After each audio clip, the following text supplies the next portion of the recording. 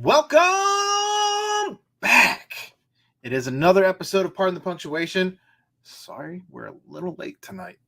But as always, I am Aaron Smith, joined by my co-host, the self-proclaimed best producer in the city, Ed Mayhall, and the 50% of the Bearcat Brunch, Jeff Howell. Hey. And before we get into the show, before I ask you fellas how your week has been, be sure to go and check out City Beat Magazine's Best of 2022 and vote for Pardon the Punctuation for Best Sports Coverage. We have won 3 years in a row. We did not win last year, but we're trying to get back in there again.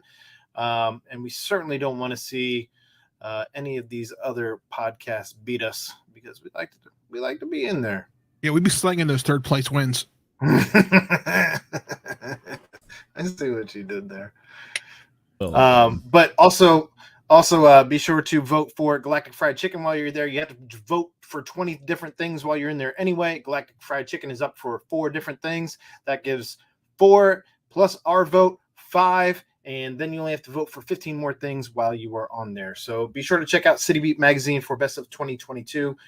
It makes us feel good. So it makes us feel good. It's nice when we get that email asking if we want to buy the plaque. Well, and we're one of the few things. It took us a year of winning third place and then being back in at third place again. Like the second year, we were still a write-in vote when we won for the third place for a second year in a row. And then we were finally on there. So for the other people who are not sure why they are not on there, it took them 2 years of writing us in and us winning third place 2 different times behind only 700 WLW and 1530. Yeah. And that's how we got Dan Hoare to come on. If you remember that correctly. One year it was yes, I do remember that correctly. But one year it was we finished behind Cincinnati Soccer Talk or something like that. Something like that.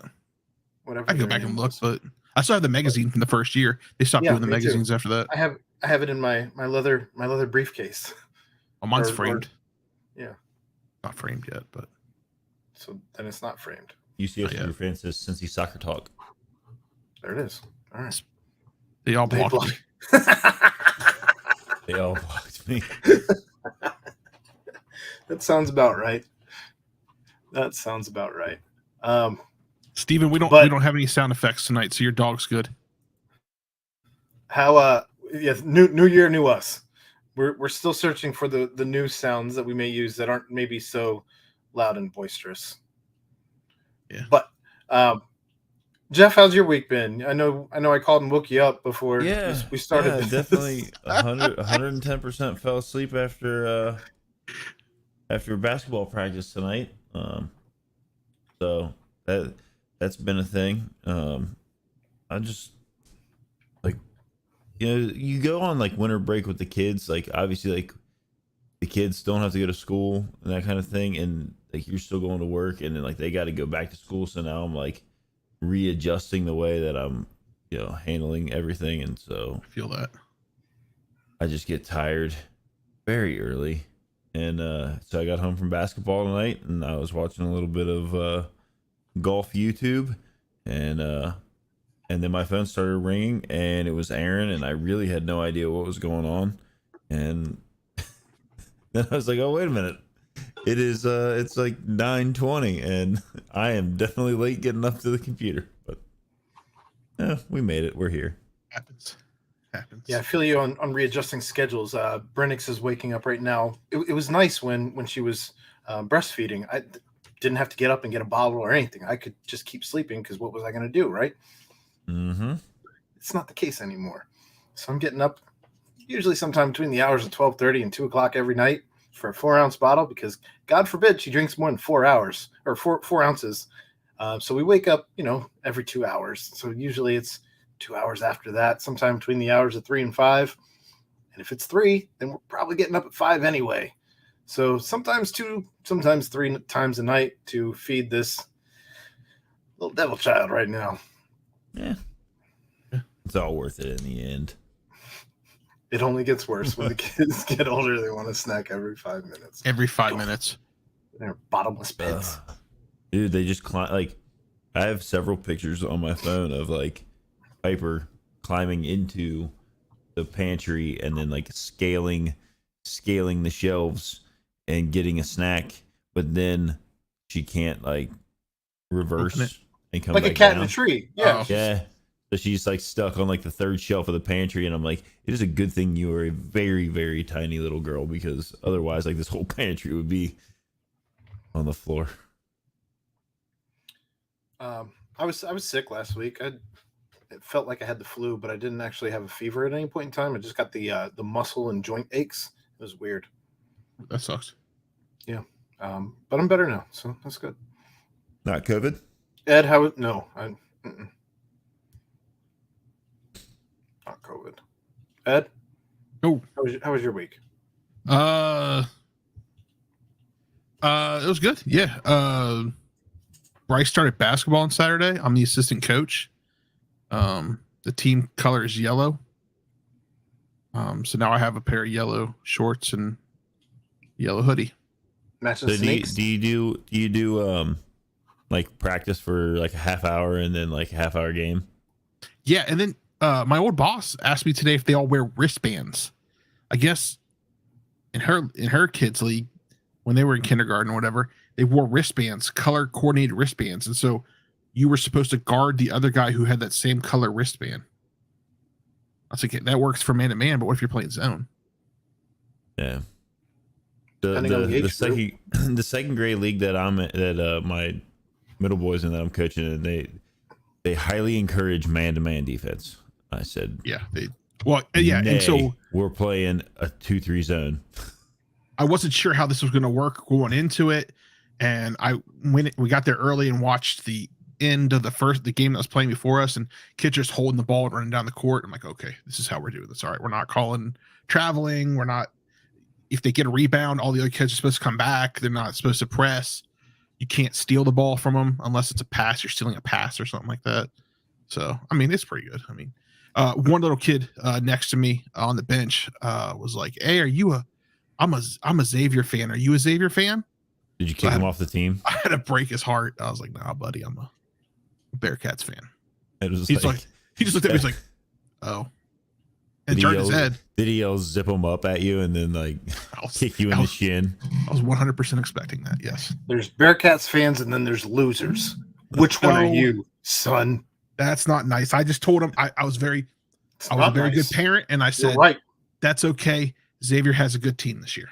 It was like your minutes just dropped through the floor. Sorry, kid. No. Every kid plays. Except that one. It doesn't have to be equal time. Moving on. God. that's going to be a topic we have.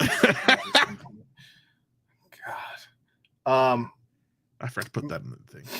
Moving on. It is. I know. Well, I know we have it. Quick, I got a joke for you guys. Oh man, it should be good. You ready? This man walked into a bra.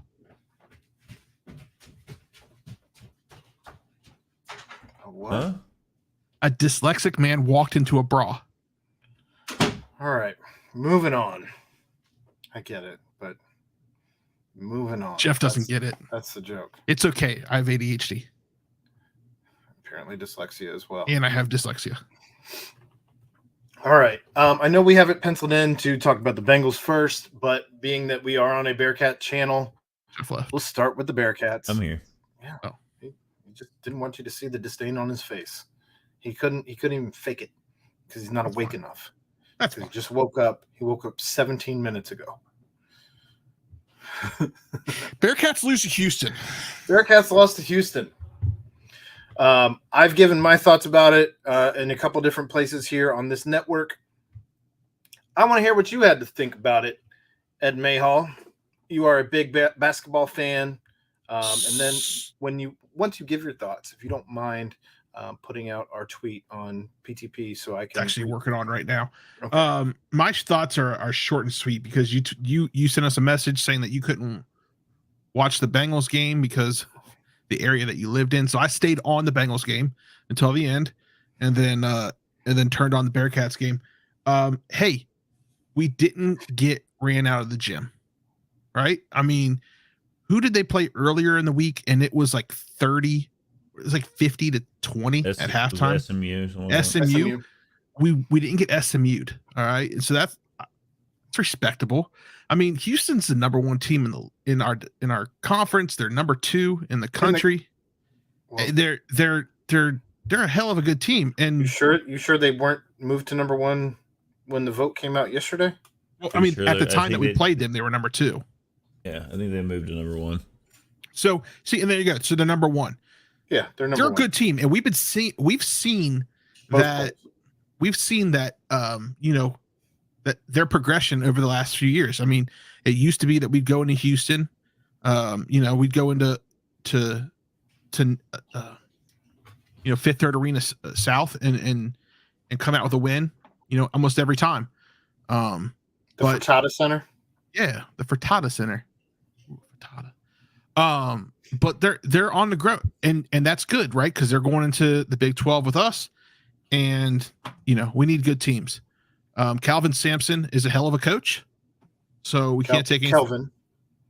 I said Kelvin Sampson. So Calvin, I have an accent. I live out here in Claremont County. Leave me alone. I mean, it would have been nice to have some more production from some players like Odi Oguama, who had a glitch in the Matrix. I think the Monstars took his powers after that one was supposed to be a layup. Not one, not 2, but 3 separate times that happened. Yeah, we saw Kalu get some extra playing time with only 2 points though. Davenport was just he only had 2 points. Before you try and dunk on Kalu for 2 points in his minutes, he had 2 points in 9 minutes. Odie had no points in 15 minutes. 14 minutes. And then Jeremiah Davenport only had 2 points in 25 minutes. So, the top scorers, Micah Adam Woods with 19, Victor Lockton was locked in with 16, and Landers Nolly without an S, had 12. I mean, that's David Julius was 6. He had an off night again. Landers had his 12 in like the first 12 minutes of play. And so I heard the first half was much better than the second half. I watched some highlights. It definitely looked a lot better, but Calvin sanctions. That's a hell of a comment. That's a good one. But look, I at this point, I look for positives, and the fact that we did not get ran out of the gym, we'll take that as a positive. That's a moral win. That's a moral victory. I don't think that Wes is in it for any kind of moral victories. Wes is not in it for moral victories. I am. I don't know if either of you watched the press conference he gave today, but he was not in a mood to smile. He was not in a mood to answer anything. I don't think he was very direct after the game. I mean, I don't think he and Locken were really in the mood. You know what I mean? Like, no. I mean, this one stung. I think they thought they had a better shot. Like, tell me before you get going. I think they did have a better shot if you don't have DeJulius going 2 for 10 and Davenport going 1 for 9. Aguama having 0 points. He had 6 points off the bench. Like, I know Ed said that he thought that they didn't get ran out of the gym because the final score ends up being 72-59. That said, Houston was up 20, and we had Berg on with us on the nightcap that night after the game. But do you think, and Berg brought this point up, this is not my point, but do you think that they took their foot off the gas a little bit? Because I think there's certainly a case to be made when they're up 20 that they let off a little bit. Houston, of course, not. Sorry. I mean, they didn't score in the first 10 minutes of the second half? It was. I don't know. Maybe, but like, I don't think. I don't think it's really like in their makeup to like really take the foot off the gas. Like, why would you do that? Calvin, yeah, it's not Calvin. Why would you do that? Like, you're on the road, you have a chance to like really just like smash a team into the ground, and like you want to let a team have a chance to come back and get back into a game on their home court, like, I don't know. I didn't watch it. Like, I didn't see that part of it. Like, I was watching a lot more other football stuff. I had some other things going. I had some sick children going on. So, yeah. But like, so I didn't get to like see that part. Like, I've gone through some of the stats, watched post game press conferences, and I was like flipping back and forth watching my phone. But I don't think that it Kelvin Sampson team doesn't let their foot off the gas. I don't think there's any benefit, to kind of take your foot off the gas. Now, maybe did they? Possibly, I just don't think that that's a thing. Especially not a team that's 16-1, 4-0 in the conference. I think it is a lot more. Yeah, like number one team in the country. I just wanted to get your thoughts on it because I thought I think there's a case. I mean, it's an okay question to ask. Like, is that? I think there's a case that even could be made. I think there's a case that could be made for it. So I don't think it's out of the realm of possibility. Yeah, I'm with you. I'm also with you guys that I don't see a situation where Kelvin Sampson, especially he does not like Cincinnati. I think he respects Cincinnati, and I think that there's a difference between respecting and liking a team that you face. But I don't think he likes Cincinnati particularly, and I think that he's one to step on their throat as often as he can without any apologies. Yeah. And I know, like, you get back to, like, UC. I know Wes said that Kalu is, like, really kind of showing some things in practice, and that's why he got, was given some minutes that he was given, especially with, like, Odie. I don't know, what did you say? His controller died a couple times or something like that. Chad said he was pump faking ghosts. I mean, he was doing something, and he used that AI filter. I'll tell you what. He looked a lot like a couple of the kids that are on the team that I coach, second graders who catch the ball down around the hoop, and they look up, and then they look around, and then they look up, and they look around, and you're like, you've got to do something. You can't just stand there, and if you just stand there, you're going to lose the ball, and that's what happens. We hear it oftentimes in the NFL where a guy hears footsteps, and I honestly think that he was like so messed up about Houston being so good defensively, stepping into pass lanes. He's like, holy shit, I have the ball by myself. I'm not by myself down here. The fact that he was wide open all by himself really messed with his head 3 different times. Yeah. I don't know. Like, Skillings again, like, I mean, he seems to always be like around on rebounds. Like, so good rebounding. He just flies in out of like nowhere. Like, you're like watching, and then here he comes like flying in. I know I feel like they called him a couple times on I don't know, whatever. Like, can we call him? I feel like officiating. I have a nickname idea for him. Can we call him? Hold on, wait a minute. Before you fire that, if Chad's listening and around and he wants to jump in. Yeah, he likes to chime in on your nicknames. Especially like Victor Lockton. Well, this isn't a play on words, really. This is to do with him, particularly in his rebounding. I don't know. We've given him a little bit of time to pop in. I don't see him. No, he's busy, and that's okay. What about Spider-Man? Okay, no, I like it. No, I like it. I'm not trying to sit here and call a guy Spider-Man out on the court. Because he swings in out of nowhere and has the rebound. He's got the sticky hands. Yep. I'm not sitting in the stands going, let's go Spider-Man. No, that's not what I'm doing. Wow, that was interesting. But I will say, like, if you had told me that like we were gonna out rebound them, I would have told you that we won the game. Right? Fair. They did win the rebound battle. I think it was 49-43? 39-33. 39-33.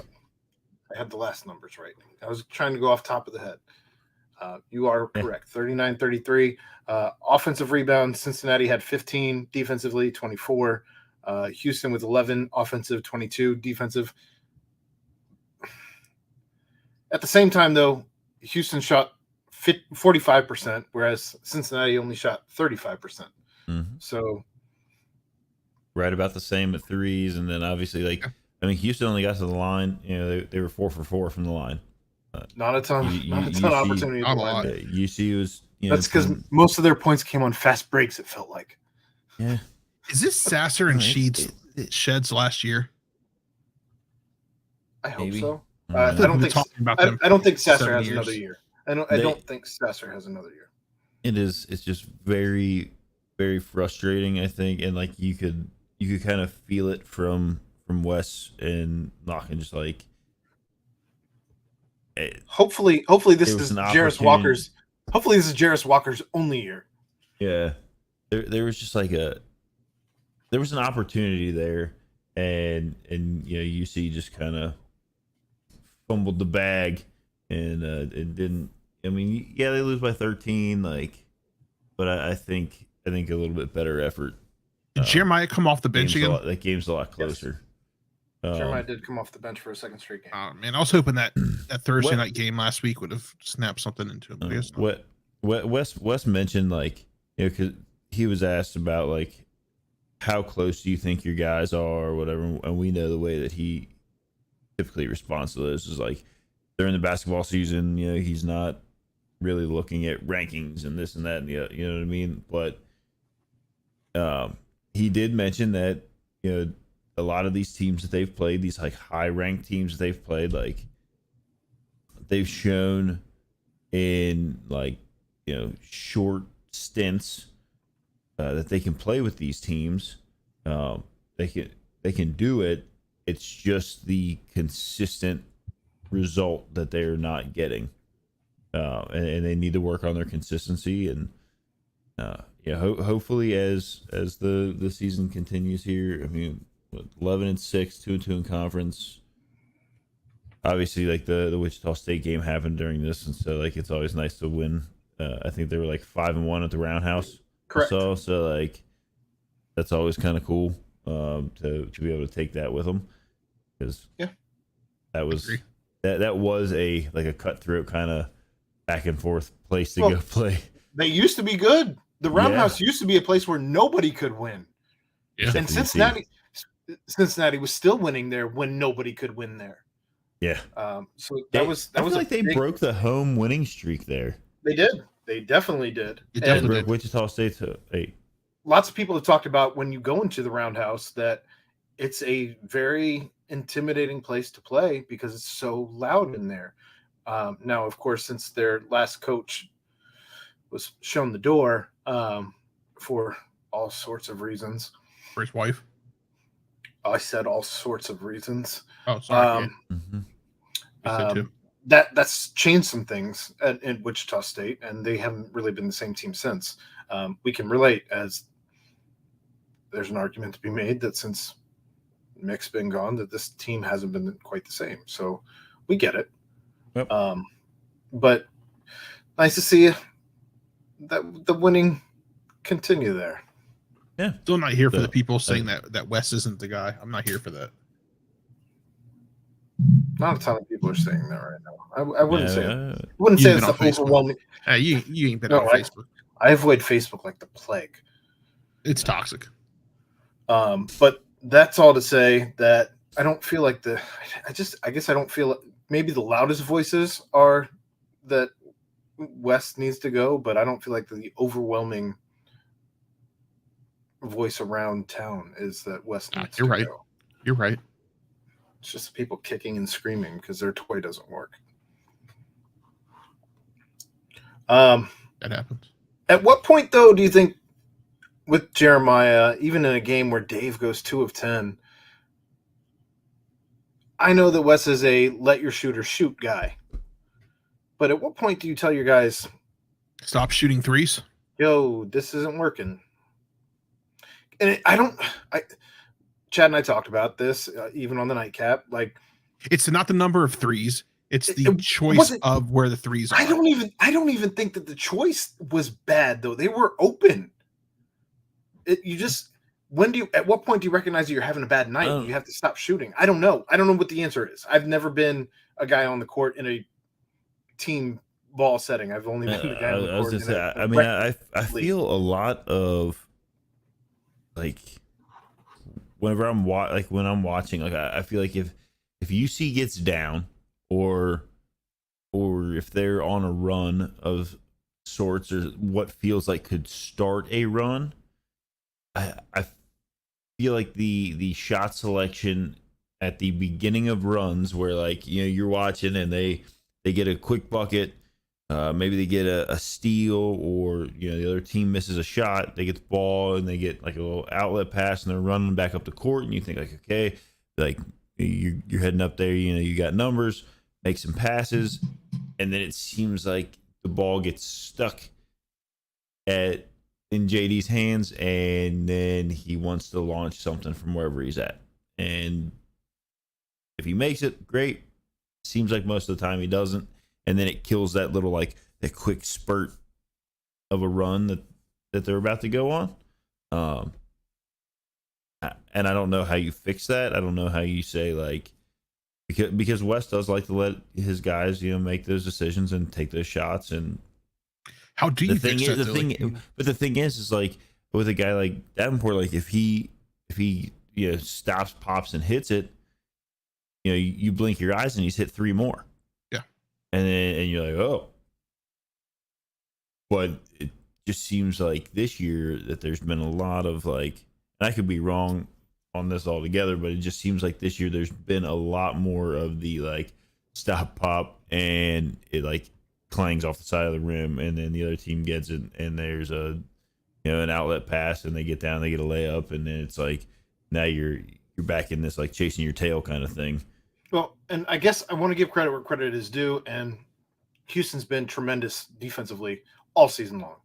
And it seemed to me in this game in particular that as soon as somebody got hot, they started doubling that person. They did it with Landers when he got hot and had 12 in 12 minutes. They were not going to let him get to 20. And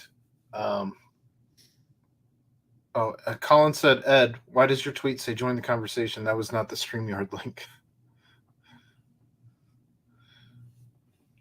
What? I don't That was know. a YouTube link. I don't know. Okay, I'm reading the comments. But they held their opponents before Cincinnati, before the game against Cincinnati. They had been holding all of their opponents collectively under 50 points per game. Cincinnati eclipsed that, obviously by 9. Not a ton, but you're in the conversation, Colin. We're not letting you in. Yeah, I think he wants the StreamYard link. Get out of here. Get out of here, Colin. Come on, man. We're trying to run a show here. But they just seem really in tune defensively. I think that's why, if you did watch the game, especially in the first half, the best play in the entire game, in my opinion, was the fake pass that Landers Nolly had, and then just took a wide open 3 as the defender who was trying to jump the pass ends up on his own bench, sitting in the laps of his teammates while he just pops a wide open 3. So I don't know. I mean, it was a game. Frustrating.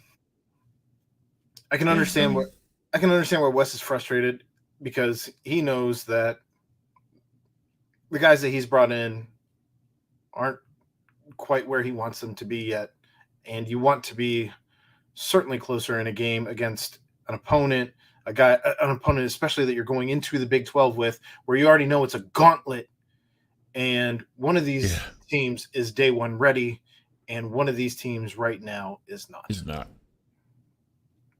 Yeah, I mean, I don't know what an 11-6 Cincinnati Bearcats team looks like in the Big 12, but I mean, I got to assume that it looks about like flip-flopped on the wins and losses. Yeah, at least at this point. Although I saw a stat that like the Big 12 lost like won like 84% of their out of conference games. I believe Brent was saying last night that if the season ended right now, every Big 12 team as it currently stands, not the new Big 12, but the Big 12 as it currently stands, would all be in the tournament. That's amazing. I mean, I can't. Okay, so that right now you got 1, 2, 3, 4, 5 of the teams in the Big 12 are ranked. And they're ranked. Kansas is 2. Texas is 10. Kansas State's 11. Iowa State's 14. TCU 17. Thanks for the donation, Colin. We Is he appreciate it. paying us to come in now? No, he's paying us, Like- I think, for his bad joke. I mean, when you look at those teams, like their top 1, 2, 3, 4, their top 5 teams, the ones that are all ranked, have combined for 4, 6, 7, 8 losses, and they all have 13 or more wins.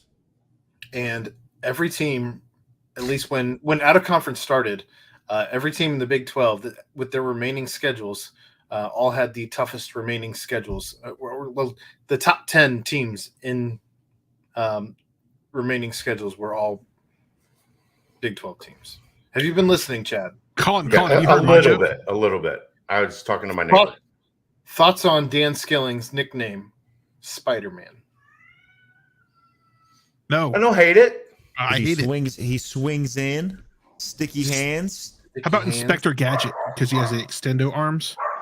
I don't like it. Also, Yeah. don't hate that either. That's been done before, I feel like. I don't know that anyone's ever been called Spider-Man. I don't know that anyone's ever actually been called Inspector Gadget. People just say Go Gadget Arms. How about Yeah, it's how about true. Stretch Armstrong? How about the Inspector? That's dated. Not the Inspector. I was going back to Stretch Armstrong. Just the Inspector. Nobody knows what nobody that's a kid. Like when I say kid, I mean like a college student knows who the fuck Stretch Armstrong is. Get the hell out of here! Spider-Man Sure they would, do. if you're looking for something that like resonates, Spider-Man would be the most like the name that would catch. Damn it, the Chad! most You're not helping my attention. argument.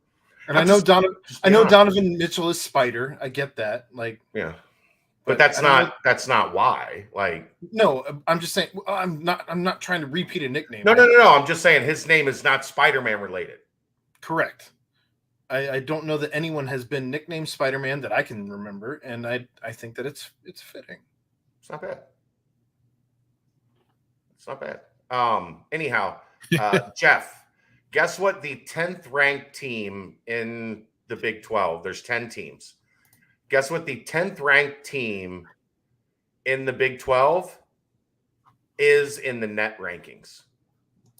What the NCAA uses for tournament selection. The 10th ranked team, Yeah, probably like 13th. let's say like that would mean they were the top 10 of 13 teams at 40 in the 40s. 37. Okay. Yeah, That's I like crazy. So Steven's that- comment here. If he That's doesn't transfer, absolutely insane. on whatever the fuck you want to call him. So yeah, the toughest remaining schedules in the country at the start of conference play were the 10 Big 12 teams. That's just ridiculous. That is ridiculous. It's absurd. It's absolutely absurd. Wild. Brent said last night, right? Like all 10 teams would make the tournament right now if the tournament started. They're all 10 projected to be in the tournament. Yeah. not even bubble, like all in. No, in. Like In. fairly comfortably in. Because they all And pretty Texas much Tech dominated. is 0-4 in league play. But they have a couple like marquee wins out of conference and had a great out of conference record. So 0-4 to 4 top 25 teams doesn't really hurt you that much in the eyes of the selection committee. They were Now they're going to 10 have they to were- turn it around. I mean, they came into conference play 10-2. Yeah. Who were their Is two this- losses? That is ridiculous. Do you think that anybody at Texas or Oklahoma, and obviously the money is different, but do you think anybody at Texas and Oklahoma are wondering, like, maybe we jumped the gun here a little bit? Probably. Because if Hey, Texas look, and Oklahoma State, and you add the four teams that you've added the four Well, teams they that would have you've never added, added. They would never have added those 4 teams. if you see the landscape of the Big Ten and SEC starting to add schools, and maybe the SEC still adds schools from maybe the So, Pac-12 but Aaron, at that point. If Texas and Oklahoma don't jump to the Big 12, the SEC doesn't add schools. But maybe the SEC at that point adds, an Oklahoma or I'm sorry, an Oregon or a Washington or a UCLA or a USC or something along that line. And I don't know. think so. I know what you're saying, but I don't think it would have happened like that. I think the only domino that could have dropped that would have did what it did was Texas and Oklahoma to the SEC. Because then UCLA and USC were like, well, shit. We're really we gotta starting get to out of here. We're really starting to tread into conference realignment territory. We have an expert in this network. We do. Somewhere. He's probably in bed right now. I feel like he's been on vacation. He's been out of the country for a while. Yeah. Who? Dan Simon. Oh, Dan Simon. Yeah, I haven't heard from that man in a while. We might need to dig him up here at some point. I hit him up on the cell phone. All right. Well, I'll let you guys go. I just like that's the top 30, wild. all 10 teams in the top 37 in the country. So, what's the percentage of that, Aaron? 20%? Stupid. It's more than 20%, right? 10 of 40 is 25. 25. Yeah. Out of 37, you said? Yeah. 27%. 27% of the best teams in the country are the top 40 teams in the third are in the Big 12. Yep. It's hard. It's Yeah. hard. And if you add Houston, It's BYU, if you add the other the four teams coming in, we know Houston's there. Man, that'd be another one there. Yeah, So I you'd mean, have 11. what you replace? At that point, you'd have 11, and so you'd have almost 30%. It's insanity. Yep. Woo! Glad I didn't place that bet. Just got the final of Miami, Oklahoma City. I think the spread was 1.5. I almost took it. All right. Well, I are we left done that with one UC basketball at this point? I think we're done with UC basketball. Yeah. There's been a ton of new faces, and if you want to check out the any of the nightcaps, we've gone into depth on new faces, both on the staff and on the roster. But anybody who is sticking out to either of you guys in regards to the roster at this point, I'm not even going to try and go on all of the names that have been mentioned, or the staff additions Or are we for on UC? Cincinnati for UC football. Oh, we've moved over to football. We just finished basketball. Yes. Yeah, I want to round out with Bengals because I don't want there to be a cap on time as we get into that. Okay. Well, I got flip flopped over here in our schedule thing then. Sorry. Again, we're off. So are are we to talk a little bit about the press conference then, or? Well, I just wanted to start with the additions that you've seen. Is there anybody who stands out on the roster or the staff, or do you have Corey any thoughts Bullock on the line? Okay. Dude that they just snatched up from Today? Yeah. North Carolina Central, I believe is what it is. He was an HBCU All-American, 6'4", 315 pounds. That's the kind of guy, like, I know, like David, I talked about it quite a bit towards the latter half of the season. That when they replace these linemen, when they get some of these linemen that 6'4", come in, 6'4", and what? 315.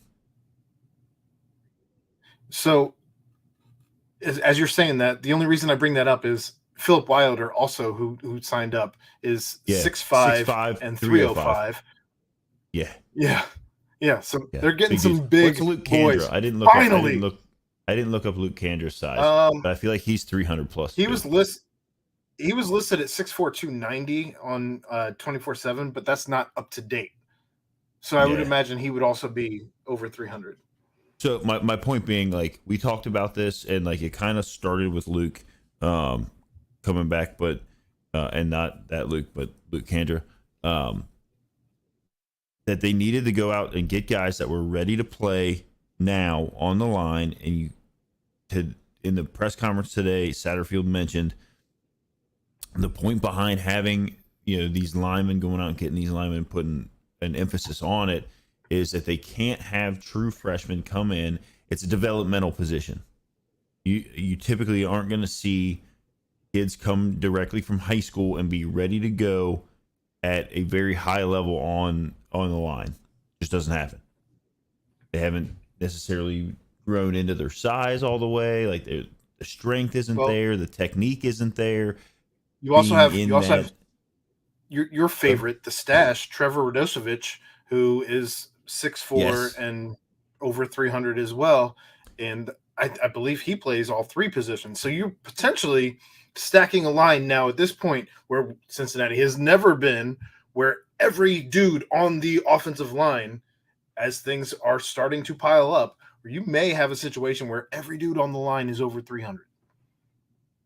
Yo, I'm here for it. They've never had that ever. That's like a Big Ten offensive line. That's what you. It's a Power 5 offensive line at the very least. Yup. So that's what they got to do. He said in the press conference he said he wants to have like 7 to 8 guys that he can rotate. He's like, you always got 5 out there. He wants 7 to 8 guys he can rotate that are ready to go. So because if somebody gets injured, dudes, you have to be prepared for another guy to step up and injury. You got to be prepared for all that kind of stuff. He said he wants to gauge them this spring, and then be able to have 7 to 8 guys if they need to go back to the portal. They're like, this portal closes the 18th, and then I think the next one's like a high school kind of like the secondary high school signing day in February, and then there is another 6'4", 315 for Kendra. There you go. Thanks, Johnny. Another 300 plus. Thanks, Johnny McGee. And so that's good. We're seemingly getting that portion together. I think it was Philip Wilder. I read the running game he comes from SEMO. The running game there was averaging like that's in the OVC. It's obviously small. It's like where Eastern Kentucky used to be. But they were averaging like 200 yards rushing a game. Like, that's nuts. That's Southeast Missouri State for layman's. Yeah, sorry. I competed there, so I could. SEMO. We know. Anyway, we understand. You're an athlete. We understand. Yeah, used to be, not anymore. Douche. Hey Ed, douche or no douche? You call it SEMO. Yeah, right. It just happened. I'm asking you, Ed. Is that douche or no douche if you call it SEMO? Call me britches, Aaron. So he did say, like I was getting at here, this portal closes the 18th. Then there's like a secondary high school signing day. Then the other portal opens up in the spring.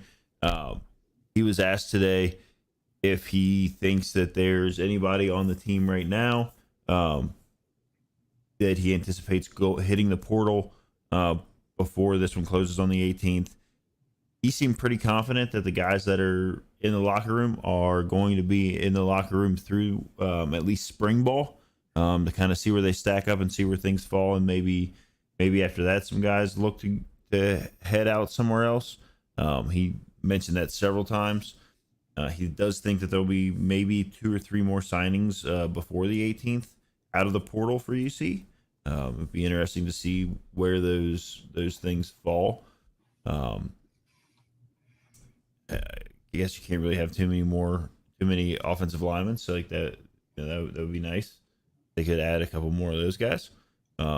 Same with receivers. I think we all think that the quarterback room is going to look different, but I would anticipate that a lot of them will probably see it through spring ball, and kind of see like where.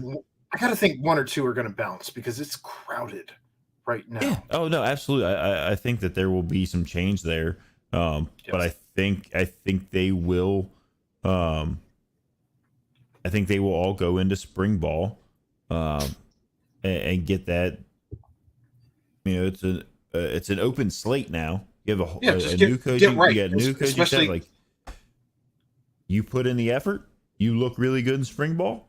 And they come to Aaron and they tap Aaron on the head and say, you're 1, Ed, you're 2, Jeff, you're 3, this guy, whatever. Like, maybe 3 on down. Maybe some of those guys start looking elsewhere because 3 here might actually be, 1 at a MAC school. I don't know. Well, also, Emory Jones didn't come here to sit. Or you're right. In Cardell Jones' ain't come here to play school. But here's the other thing, and this is something that Satterfield has said a couple times, where he's mentioned, like, I root for everybody. Like they had asked him about like the quarterback room specifically, and he's like, look, I root for everybody in that room, right? Like I'm here for that. I'm here to coach every one of those boys up, root for everybody in the room.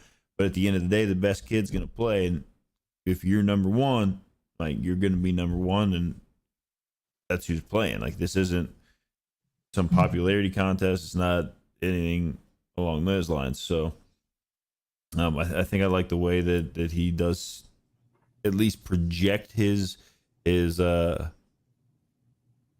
methods of handling things. I mentioned this to Chad tonight on the Nightcap, and you obviously haven't listened to the Nightcap. We recorded it right before we did the show.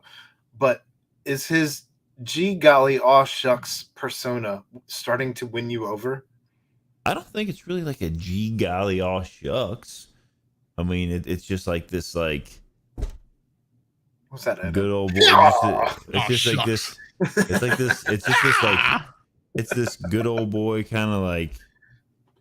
I don't know. It's just like where it. Yeah, I got a lot of family from down in the hollow. Country. So. It's country. Country. Good old country boy. Me and my family love it like, here in Cincinnati, whether there's like, sirens or not. Like down home, you know. Oh man, Ed. Oh, ran him off. But I did. He's laughing though. So here's a question. Still laughing. For one, Ed, did you watch any of it, Ed? The press conference? Yeah. No, sir. Okay. He got mad. We could see he was still laughing. And he turned his camera off. This I can't see him in the background anymore because I don't have this stuff. But yeah, what we said going into the whole, like, let's go all the way back. Luke Fickell just left. One of the main things we talked about that we wanted in a coach was the understanding of NIL, and I thought that Satterfield had some pretty interesting things to say about NIL at the beginning of his press conference today. So what were your thoughts on that, Aaron? I talked about this on the Nightcap as well, because it was a huge talking point and something that stuck out to me as well. Like, okay, what the fuck else was he supposed to say, right? Like, yeah, we're going to use the money that we have and see where that stacks up, and if that doesn't work, then we're going to use the fact that you can play in a Power 5, and if that doesn't work, then we're going to, try and thanks, Colin. we're going to try and use the clout of what we've done here or what we've done as coaches in the other places that we've been and the relationships that we have, and if that doesn't work, then what else do we have, right? Like, that's essentially what he's saying is we don't have the money that the big schools have. And by the way, the big schools are begging for money too. Why? Because nobody's going to get everybody that they want. And it does not matter if Cincinnati had Ohio State fuck you money right now, or if Ohio State does. You're never going to have enough money. There's always going to be somebody who wants more money that you're not able to get that you wanted to get. That's going to always be a thing. It doesn't matter where you are. I just thought. Good. I was just going to say that Cincy Reigns is still in its infancy. They're what, 3 months old? So we are going to continue to build funding in Cincy Reigns as basically the face of the public NIL collective.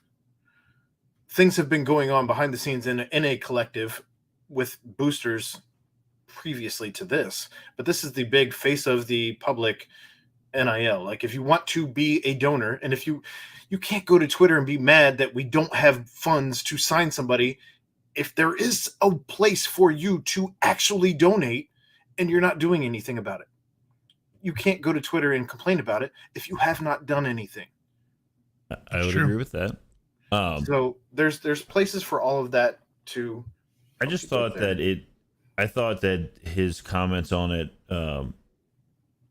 actually kind of like reinforced the fact that, like, as far as that that portion of the selection of a coach, of getting somebody that understands NIL, I just thought it really reinforced that he does understand it, because he made the comment. He's like, look, like there's going to be dudes that are out there, and all they want is they want that quick payday, and if that's what they want, we're probably not going to have enough money to win them over outside of some of these other places. And he specifically said, if you want to go play at Ohio State, or if you want to go to Ohio State, like, and maybe sit on the bench for a little while, okay, but we can sell the fact that you can play now.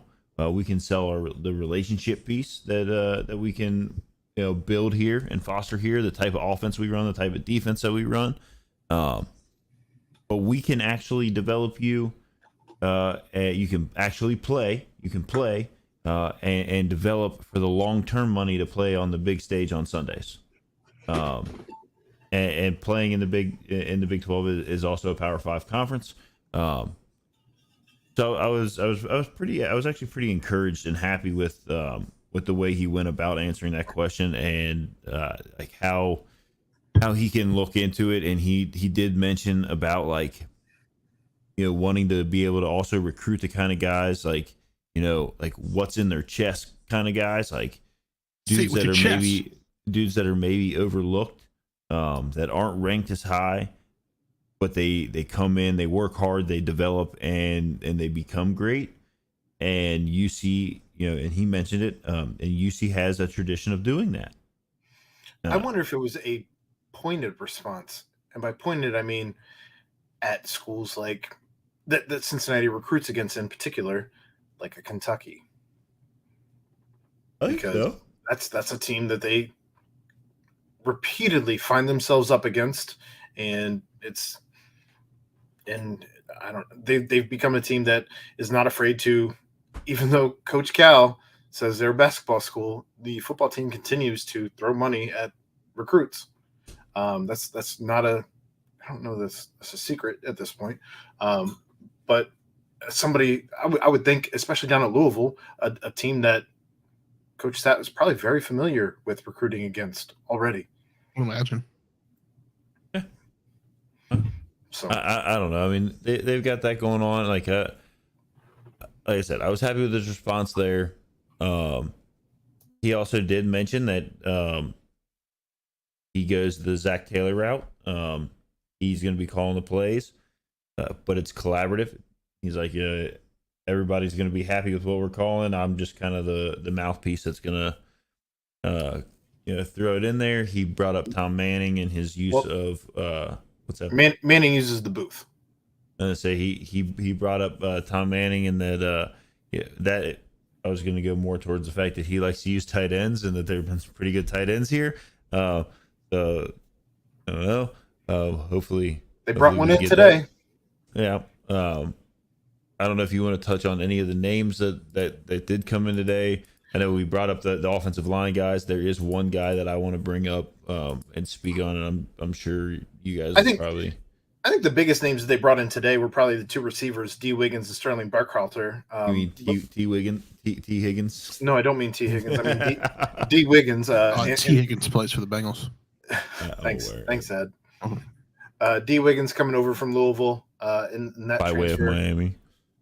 And Sterling Burkhalter coming in from North Carolina A&T, both of which measure, at least, again, going by 24/7, came in over 6'3", and D. Wiggins at 6'3", Sterling Burkhalter at 6'4", and who knows if they've grown since then. But big-bodied receivers that this team is going to need going into the Big 12. That's huge for a team. D. Wiggins was hurt last year, right? In the receiver room. I think he was hurt most of last year. Ton of research. What? Yes, he was hurt last year in Louisville. For most of the year, yeah. Had a really good 2-year stretch in Miami. Thanks, Chad. Okay, so the guy that I'm like, but I mean, obviously, like, we're excited. Well, I said I am.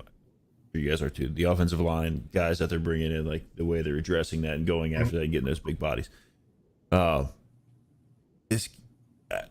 I'm not going to be able to say his last name. His first name is Daniel. Carter. It's Brown. Oh, I thought you were going to say Carter Brown, the kicker. I'm excited about the kicker. I mean, you could talk about that in a minute, but Daniel Griesiak. I hope that's correct. I think it's Griesiak.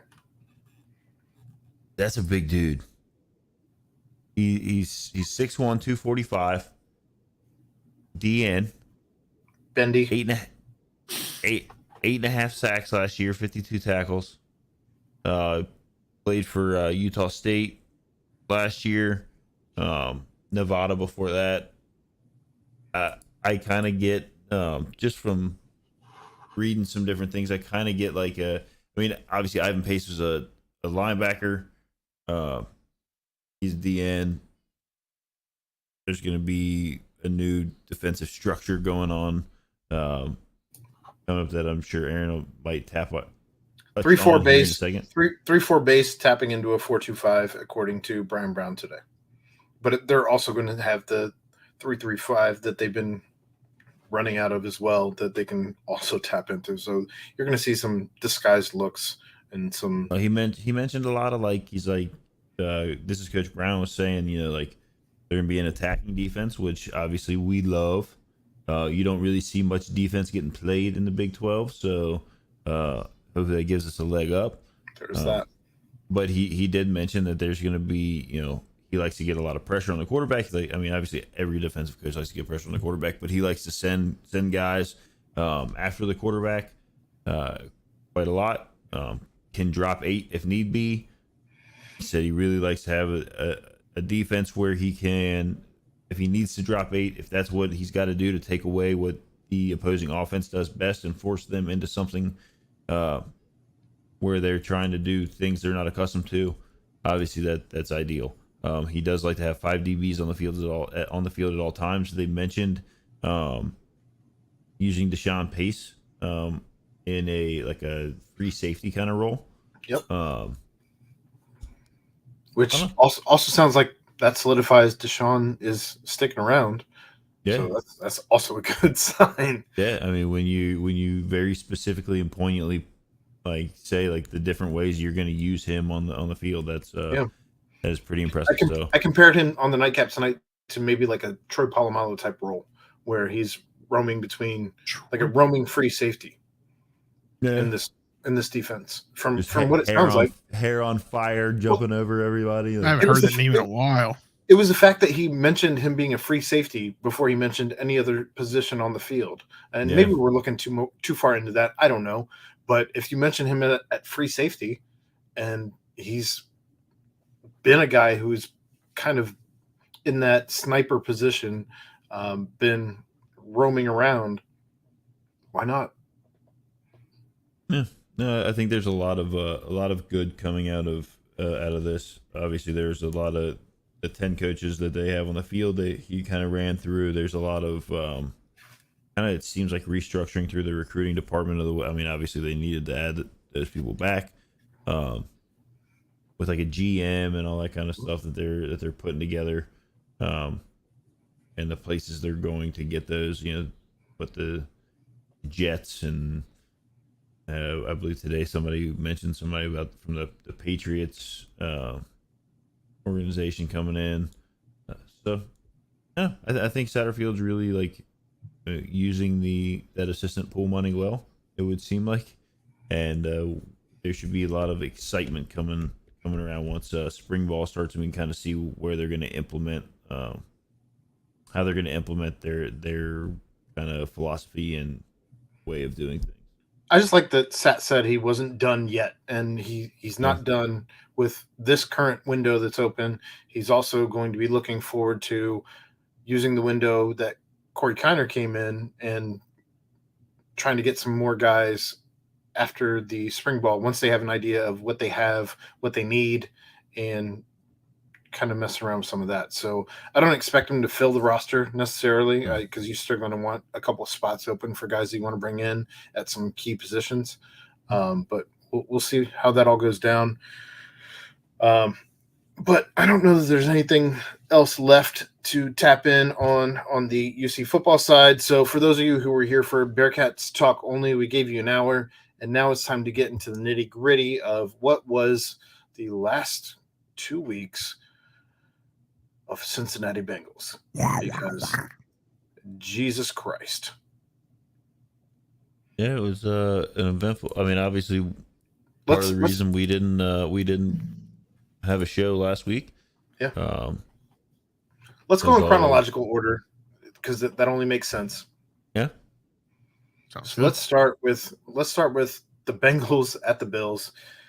Bengals go up. I'm sorry. Yes, Bills at Bengals. Bengals go up 7-0 on the first drive. Bengals don't usually win a toss and take the offense. Yep. They were aggressive from the start. They went out there. They saw what they wanted. They took it. Tyler Boyd for the touchdown. Bengals are looking good. Although you would not believe that if you spent 10 minutes on Twitter after that game, as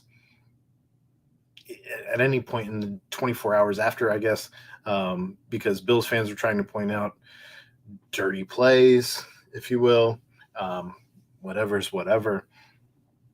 But then you have DeMar go down, the shot heard round the world. And you have an ambulance on the field. You have a trainer using an AED on the field. CPR. You have CPR on the field. You have people recording it. You have videos coming out. You have the teams huddling up to try, I would imagine, to try and block the videotaping. You also have the ESPN is saying the NFL called for a 5-10 minute delay after all of that happened. The NFL is saying they never called for that, especially Troy Vincent saying they never called for a 5-10 minute break and then get back at it.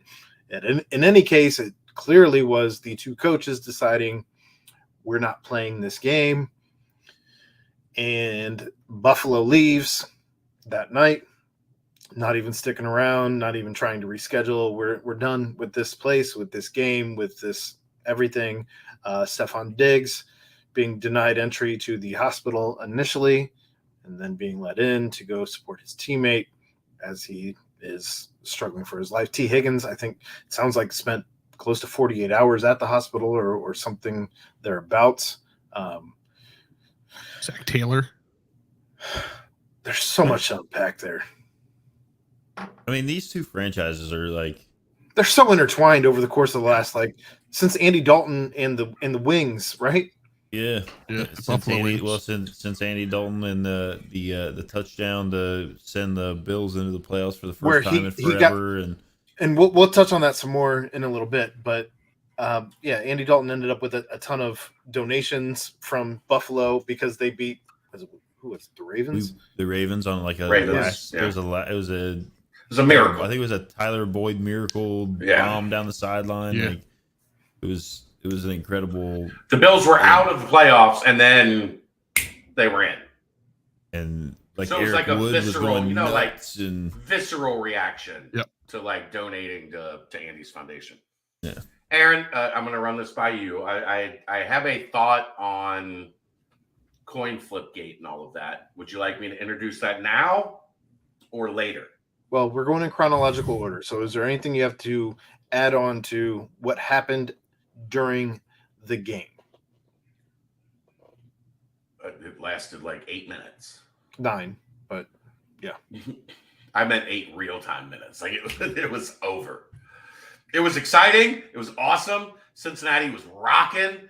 Like it was everything you want to showcase your city. And you could also see there was so much emotion from both teams in every single play. Every single play. Oh, they were hitting. Oh yeah, hitting. It was sometimes after the whistle.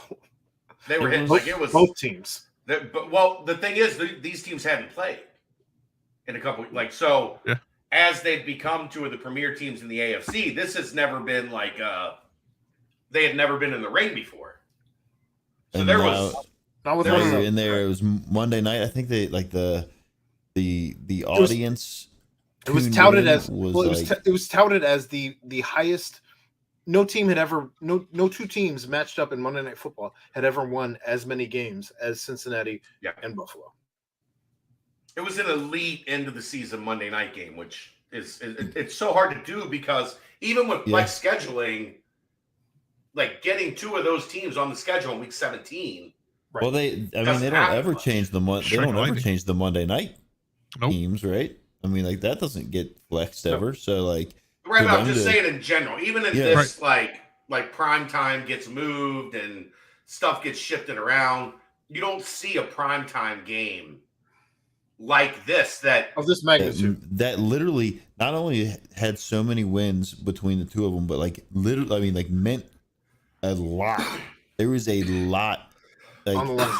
I mean, when you look at the game and like, yes, obviously, like nobody is saying that the game or playing the game or doing any of that is more important than coming together for tomorrow. I think obviously like we're all through the roof excited about the way that it seems that this is turning around. Like he's been released from the hospital. They did say that like this past weekend, whenever the Bills, he's back in Buffalo. But he was still at UC up at the UC hospital whenever the Bills played this weekend, and they ran back the opening kickoff, and they said he like jumped out of his bed and set all the alarms off in the ICU and like all these things. Obviously, he likely still has a very long road of recovery ahead of him. Like you don't have your heart shocked back into rhythm and are out on the field like that and just snap back into anything.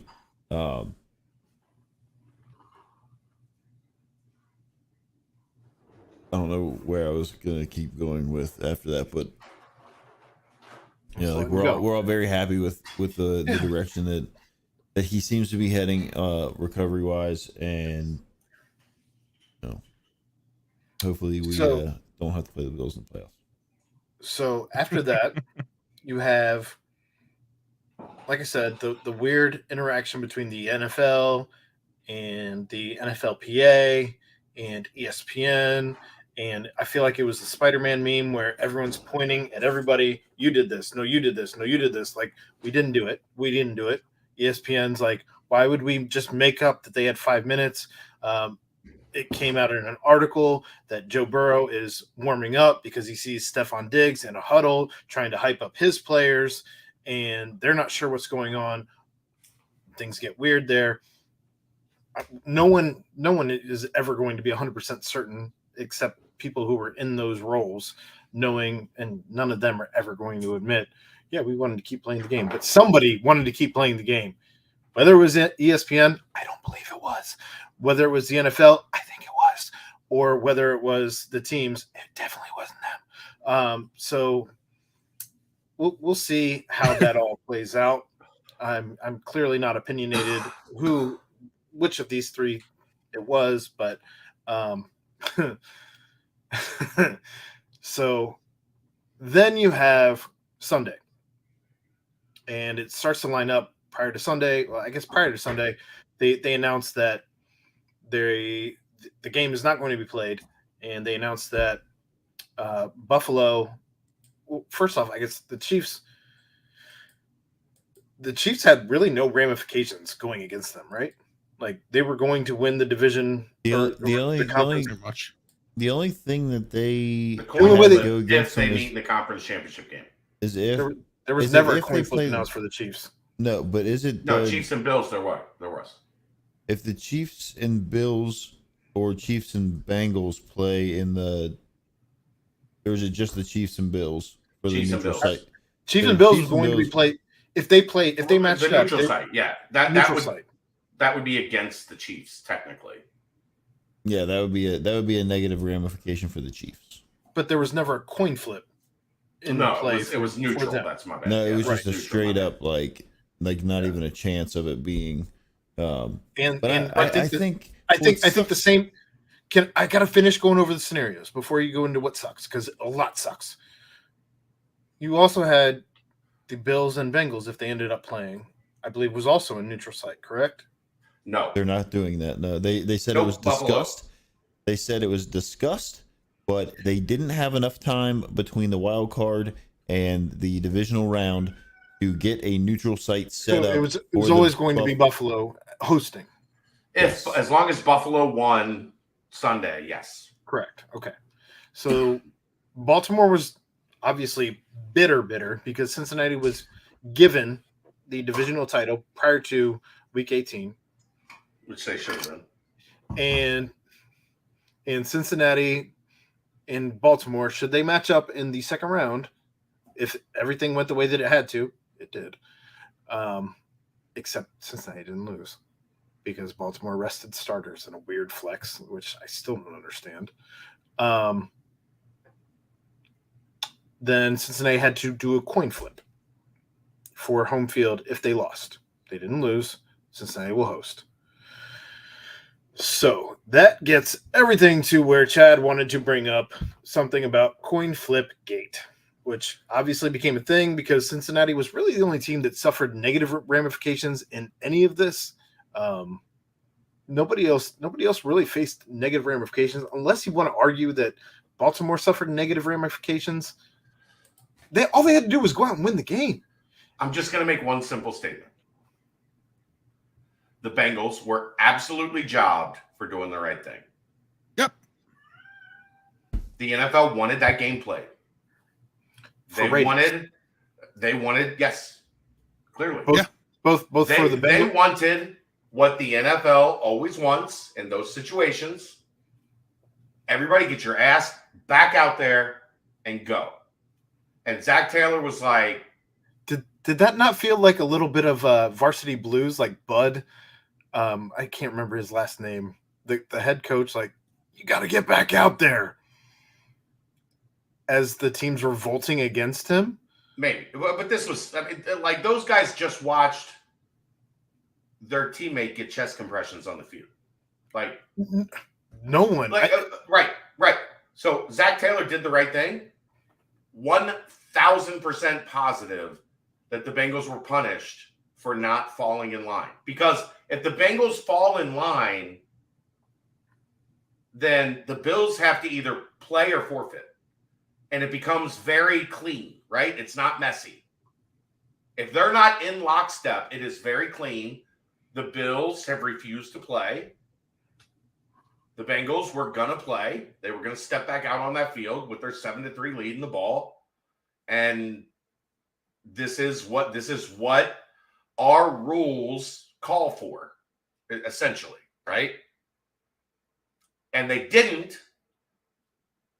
So the NFL said, oh, okay, well, guess what? We're going to change the rules that we have on the record for this situation.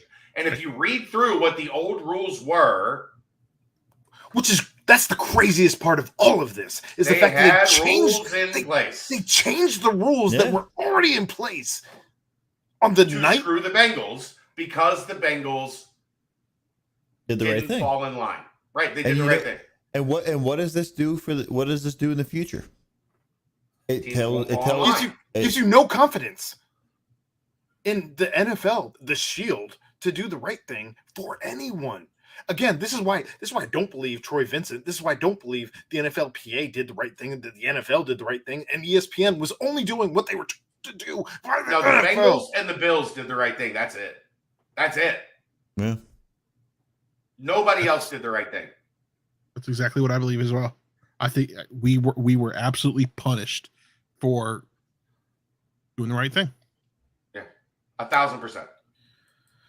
They did not do what the NFL, they did not do what the Shield demanded them to do, essentially. And because they didn't, they were screwed every way possible. Screw us, we'll screw you. Not in a fun way. Oh, in the no lube type way. That was what I was saying, where in a not so vulgar way. But one day it'll come out in the 40 for 40, 30 for 30, whatever they call the thing. It's already out. Like, you're right, Ed. They might need a 40 for 40 for that one.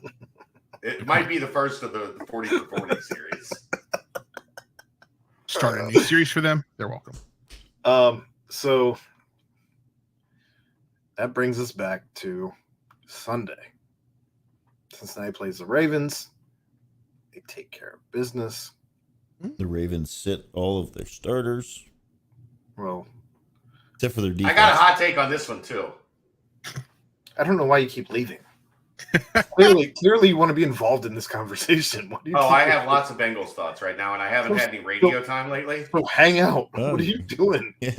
I'm waiting for my daughter to get home. Anyhow, she's out. It's 10:45, and she's 12 years old. Yeah, she's at a play. Dan Horde gave us free tickets to Anastasia at the Aronoff Center tonight, and she went with my aunt. Hat tip to Dan Horde, and she's still. They just got done with the play like 10 minutes ago. Fair enough. Anyhow, maybe she was shopping because they might be. They might be. Yeah. Because of the way things were handled, the Ravens were allowed to say, "Okay, we'll rest our offense, we'll play our entire defense, and we're just going to try to hurt you for next week." They played dirty. That we're just going to. No, Aaron, that's what I'm saying. Because of the way that the NFL handled this, the Ravens were able to say, we're going to rest all of our offensive guys. We're not going to win this game, but we're going to play our defense, and we're going to try to hurt your stars. Yep. It was something as simple as chest bumps after a play was over. We saw that happen. Yeah.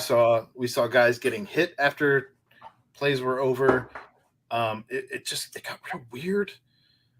The whole sideline ganging they up had on a free pass. They didn't care what happened. not Jamar Chase. But Jim Smith. Harbaugh turning around and waving at the crowd. Yeah. After they're booing him for late hits. That's a weird thing. Refs laughing at Zach Taylor as he's losing his shit on them. Yeah. That's a weird thing. That's a very weird thing. Strange atmosphere. Like that's borderline as weird to me as the kiss on the forehead from Temple's coach to a referee as he's berating. Huh? Tulane. I'm sorry, Tulane. Tulane, Templane. What are we doing these days? I don't know. Whatever. It's the same. They're all the same. It is Aaron McKee at Temple. You're right. Temple Sane. That's the Temple Sane. Just get them all out of here. But it's out of pocket again. Like Temple Saint Chital. Temple Saint Chital. Let's just call them the leftover Americans. Oh man. But it seems it's very out of pocket for when have you like I don't recall a single time that I've seen a coach losing their mind after something that happened on the field. Like we've seen coaches and refs laughing and joking and all of that, but when you're seeing things like that happen on the field and a referee's laughing, maybe this is the bias talking. I don't know. Maybe it's the drinks talking. I don't know. But I don't recall a time where I've seen that happen, where you're literally fighting for your guys as guys are getting injured on the field, because that's the thing that happened too. RIP Kappa in his 22-23 season. Yeah. You almost made it, bud. Yeah. I think there's hope for the second week of the playoffs. Well, I mean, he's riding around on a scooter right now. We'll see. Yeah, I think from what I had been reading, from what people were hearing in the locker room, was that he was definitely done for this season, but it wasn't anything that was like, a knee injury in week 18 essentially torches next season too. It's not a good look. Unless, Carson was back with a knee injury. It could be done. Carson's injury, Carson's position was a little different than what an offensive lineman's injury would be. Joe came back with a knee injury. Yeah, that was like midway through the season. You're still a couple extra months. I get it. I'm trying to give examples, and we'll see. Yeah, that's fair. But Cincinnati took care of business. They beat the Ravens. You guys watched the game. I don't understand how we're in a place digitally where you can turn on regions. Like how do I live in the region for this dude's hometown where I was called out by a member of the Bearcats media? Not going to mention any names. Who called you out? I missed it. Yeah, we'll talk later. When I say not going to mention any names, I'm not going to tell you. That doesn't make sense. Thought maybe I could get it. No, that does not the joke. It was back to the game. I don't understand how we're in a place digitally where you can't log in somewhere using your subscriber info and get a game for a guy who grew up in this town, this little bitty town I live in, to get the game. Year. I wear Bengals gear out, and people stop me to ask, "You watching the game today? Did you watch the game last week? Or are you watching where are you watching the game? Or how's Joe doing?" Or it doesn't matter. I wear Bengals gear out, and I'm stopped, and I'm asked about if I watch anything Bengals and what my thoughts are about the Bengals. It happens, I swear to God, without question, every single time I go out in this little bitty town called Athens, Ohio, where Joe Burrow graduated high school not long ago, and this town loves him. They used to be Browns and Steelers. It used to be a Browns and Steelers town.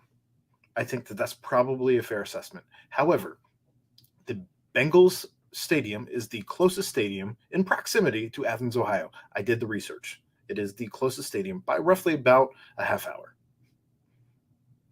It is also... That'd be called Paycor Stadium. Well, whatever. I said the Bengals Stadium. So I didn't say Bengals Stadium. It's never been called Bengals Stadium. It's called Paul Brown. The Paul Brown. So it's also where the NFL has loved to brag about, oh, this kid from Athens, it's his hometown. It's not his hometown. It's 2.5 hours away. You stupid fucks. But if it is his hometown, why can't I watch a game when it's here? Remember last year when I couldn't watch when I had ESPN Plus, but I couldn't watch a game because it was on ESPNU. It's always the Browns or the Steelers. You made fun of me. It's always the Browns or the Steelers that are on TV here. It doesn't make any sense. Figure it out. Can't wait. I'm so happy DirecTV does not have that contract anymore. Get out of here, DirecTV. You were in the way the whole time. YouTube TV, I can't wait. I'll see you soon. That's my whole life, though, in that regard. Right. I thought Joe looked off a little bit during the game. There was especially in the second half. There were some like passes you would expect him to have had a little more touch on, and some opportunities that it appeared that he didn't read. Make the right decision as to who to throw the ball to. Some little things like that. The offense looked a little bit stale, a little bit, I don't know, like they were stuck in first gear for especially a lot of the second half. And I think some of that was addressed today. It did sound like Callahan said that they didn't really have the whole playbook opened up. They were trying to, they figured that they were going to. Why would you? Right, I agree. They were going to be playing the Ravens again. I know it's a divisional opponent, so it's obviously somebody you have a lot of tape on anyway. Playing a team for the third time, obviously but if you've got anything extra, you're not going to break it out in a game that essentially doesn't matter. Nope. And they didn't bring their starters out, and their defense is trying to hurt you. Yeah, that was a little bit, So whatever. They definitely need to play better. They definitely need to play better this weekend than they did in the second half, or else we're not going to win this game. Well, that's the whole point of this conversation, though, Ed. Like, I don't know if you missed the point, but this is me trying to shit on you. But they weren't running anything. Like I think Joe even said like they weren't running their play. They didn't open the playbook for that second half. You're up, and the defense is taking care of things, especially with that fumble recovery in the end zone. But you're not. I hear going, you. I hear you. You're doing checkdowns. You're doing things to just get through the game. I hear you, but still worrisome on my side. I wouldn't be worried. If you're losing, if you're down bad at halftime, I'd be worried. But I don't expect this team to get a home playoff game on Sunday night. Bootsy is going to be in attendance. Bootsy Collins coming back. I hope that they play because you can wear alternate jerseys for one playoff game. I saw Drew Garrison put that tweet out as well. Mm-hmm. He said the same thing. You can wear alternates except for the one Super Bowl. playoff. You can wear alternates for one playoff. If you don't have another playoff game, who cares? But wear your whites. Wear your alternate whites for this one game. I don't know if that includes the white helmet, but if it does, I say go full all white whites. Helmet, the whole shebang, top to bottom. Go out there. They're undefeated right now in the all whites. Let's go. Or crush the white helmet with a black uniform and go out there. I don't know. Do something crazy. I think even if you wear the orange with the orange, have they even worn I feel like they've worn the orange jerseys like one time this year. That's because they've been wearing the alternate whites. Yeah. I'm saying if you wear the orange helmet with the whites, the way they used to. Yeah. I think that'd still be okay. I wouldn't be against that either. At night in winter at Cincinnati, it doesn't matter if you're wearing blacks or whites, but wear your all whites. Go for it. Either way, whatever.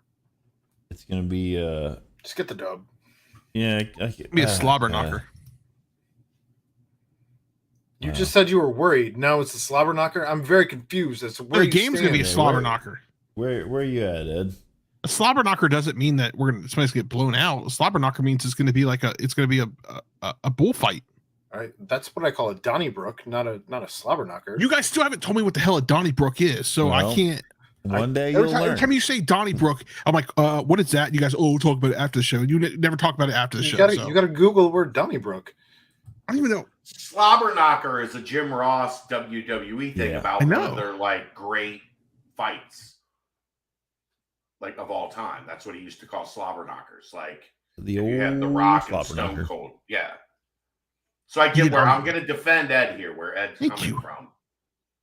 Although the Hell in the Cell was a slobber knocker. We got some WWE things to talk about, Ed, tonight because things are getting pretty wild in WWE world. I saw some stuff today. Apparently, we need to add Chad on to this document so he can start throwing. I added it.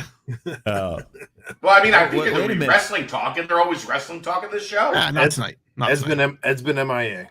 Hey, Ed. Peter Pan's got kids. Look at our prediction 2.0 sheet because we don't get the Bengals Bills. Well, what did we call for the Ravens? That's not fair. I thought there was going to be a lot. We all thought there was. I think we're all square. So Aaron said it was going to be a win for the Bills, and Jeff and I said it was going to be a loss. Wait. Oh, like. We were gonna lose. We said we were gonna lose. We were gonna lose to the Bills, yeah. Right, but we can't do that one because it.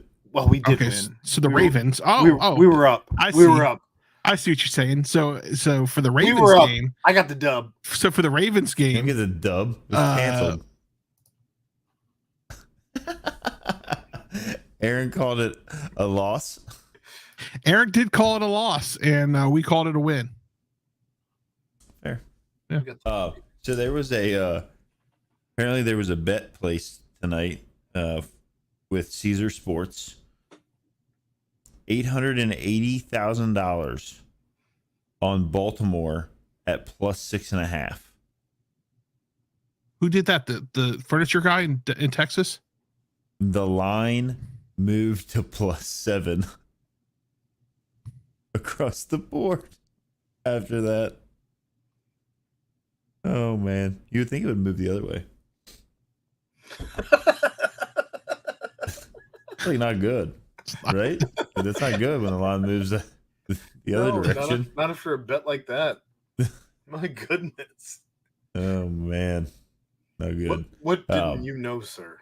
Well, I don't think Lamar Jackson's gonna play. Doesn't sound like it. I mean, I would imagine that's why they sat Huntley. Yeah, because otherwise you get a coin flip. Why else would you sit Huntley, who, by the way, is a Pro Bowl alternate? dude, What are we doing here? The Pro Bowl Bowl's such a joke. Joe Burrow, second team All Pro. That's a big deal. First team All Pros, Patrick Mahomes, because of course we love shovel passes. Shovel passes shouldn't even count as a pass; should count as a handoff or a fumble. Fumble. It's always a fumble. It doesn't matter. Forward, backwards, sideways.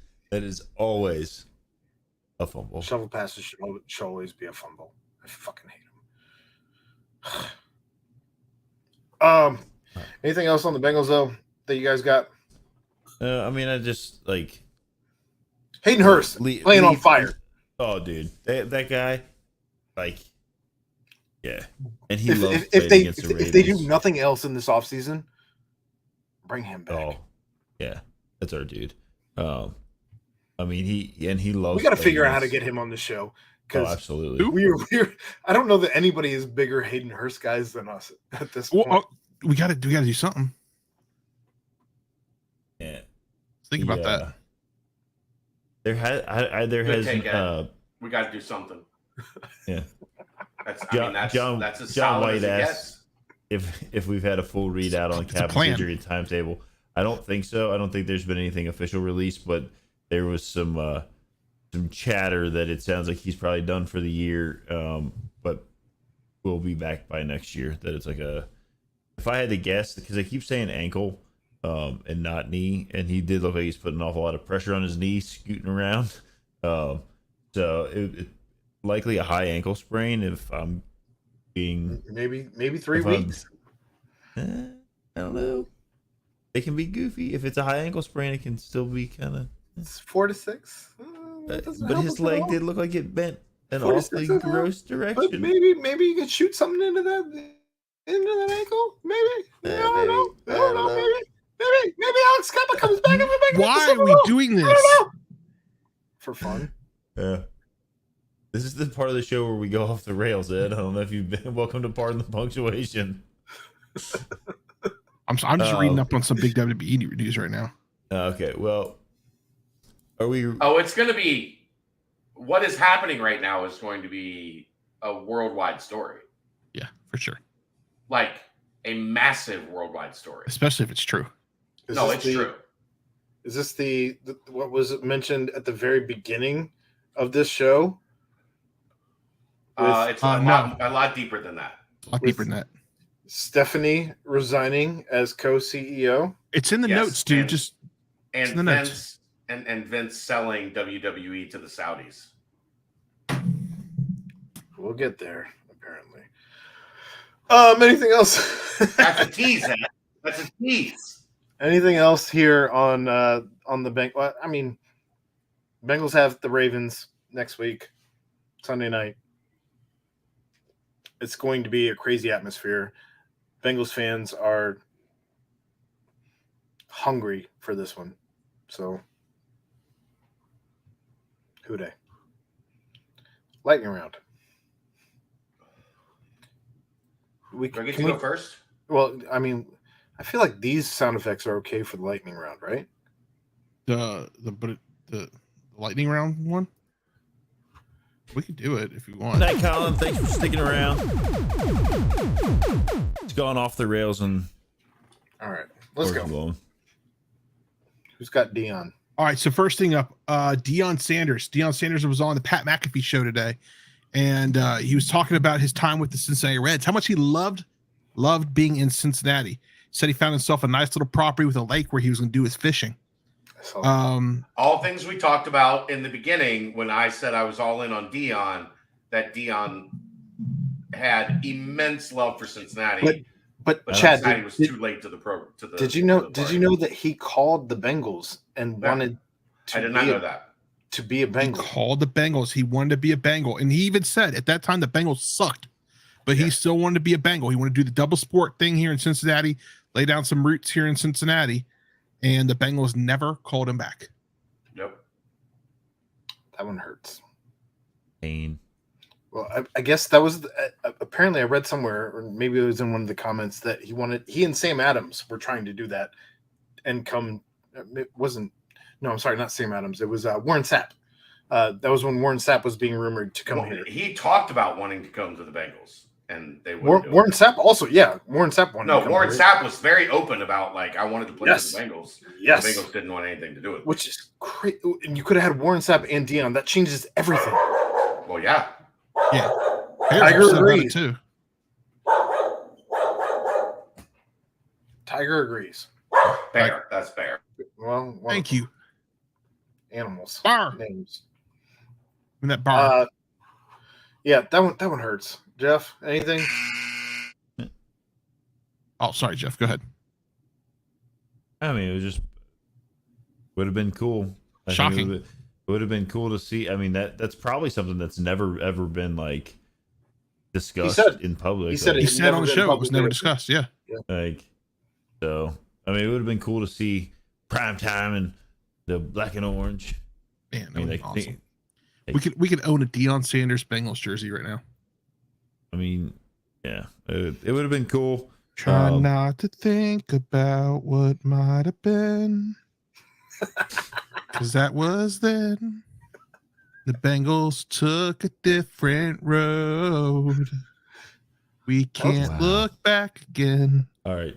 There's no use giving in. That was pretty good. There's no way to know what might have been. Hit that buzzer. Oh, buzzer. Well, I guess we're doing I guess Chad's next. Yeah. Yeah, I guess Chad's next. Go ahead. I only have a minute. My wife and my aunt are going to be home here. Okay. In just a second. So your wife or daughter? Sorry, daughter and my aunt. My wife is on my brain. That's all yeah. I think about. Yeah. I was shocked. Daughter and my aunt are going to be home. The Popeyes kid, which is that's that kid. Famous, that's that kid. That's that kid. He is now playing college football. He's an offensive lineman at D2 Lake Erie College. That's him. And he's got a Popeyes NIL deal. And I will just say, this is what NIL was supposed to be about. This so is good. To the core what NIL was all about. Is a kid goes viral on the internet, and then he becomes a college athlete, and then he gets the bag. Well, it's the same as what we said should have happened with Sauce when he was at UC, and somebody A1 or Kane Brady too. B-Dubs finally came around, and we're like, oh, we should probably endorse you now that you're in New York. Yeah, that's wild. Kudos to the Popeyes kid for getting the bag, because that's awesome. I would like to know what that NIL deal involves. Well, he's the one he tweeted it out. He was like, "Hey, I'm in college now. You guys want to get together?" $1 billion. Yeah, and then Popeyes was like, "Yep, we're in." $1 billion in Popeyes spicy chicken sandwich for life. Oh man, all you can eat.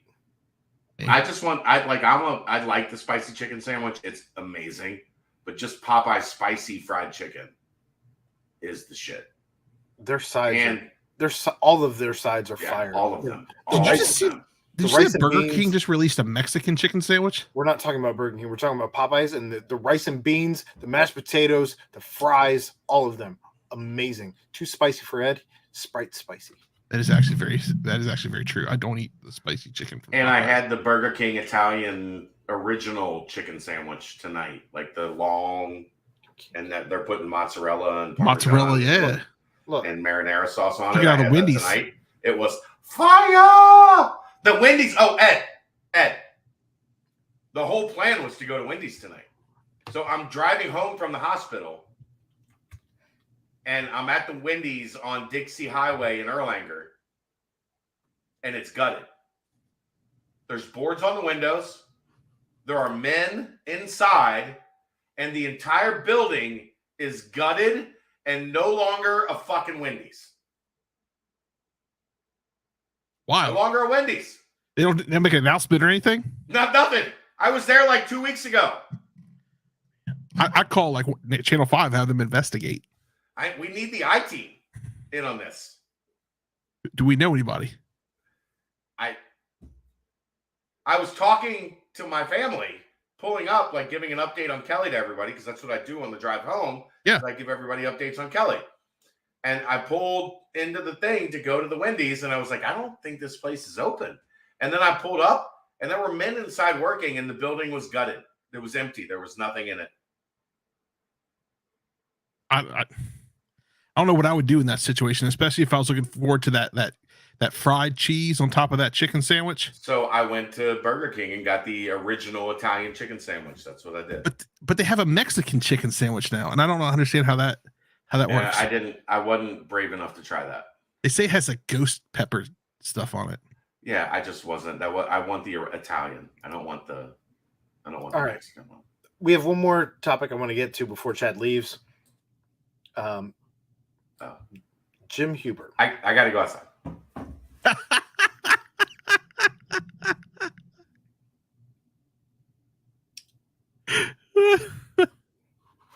We'll save that one, huh? I guess we're going to save that one. So let's go to sports betting in Ohio. Sports betting in Ohio. I'm up. I'm up as well. I'm up only because I've been doing just the free bets because it gives me too much anxiety to do the not free bets, but like the I hit the guaranteed no brainer ones. Yeah, same here. I hit a bunch last night with the over on the game. At even I only placed my bets in the first quarter because I was doing shows and watching kids and all of that. I hit a bunch of bets last night on several different platforms. Betfred made me on a $50 bet. I made almost $50. It was like $44.17 on the over, and then I got my $111. Let's go. I have won enough in the last week that I can buy those playoff 13s when they release in February. If you get the ticket. Can we not put that juju in the air? I've been waiting since I was Ed. I got to tell you, 13 years old to buy a pair of these. Have you ever bought anything on the sneakers app? No, but you've been having success. Yeah, because I buy a lot of things on the sneakers app. So can you help a brother out?